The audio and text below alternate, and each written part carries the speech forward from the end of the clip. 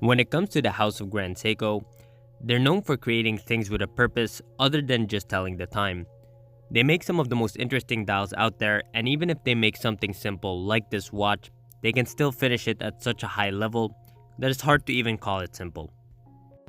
What we have here today is Grand Seikos SBGH271. This is one of 4 of Grand Seikos Seasons USA exclusive releases. The watches are inspired by the 4 seasons: summer, autumn, winter, and spring. In this case, we have the watch that's inspired by the sunny summer times.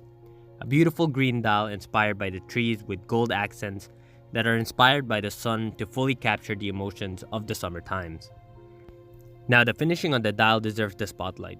Despite the gorgeous colors, the dial is finished to a level of perfection.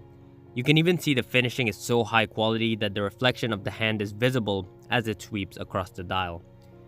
It doesn't stop there, however.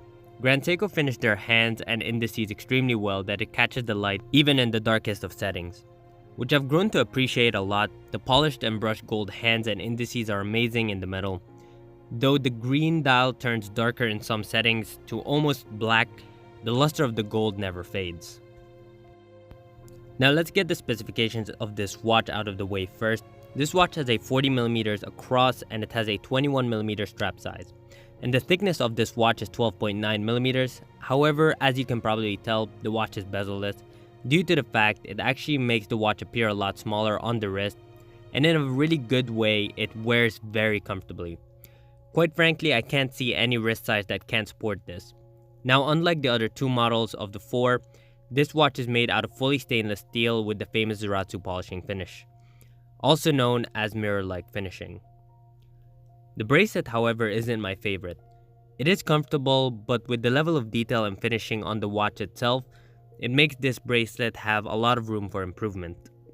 I really hope Grand Seiko focuses more on their bracelets in the future, as this would make the watch unbeatable in the everyday watch category against an Aquaterra or an Oyster Perpetual 39. Now finally, we have the 9S85 caliber, which is actually a high beat movement, not a spring drive.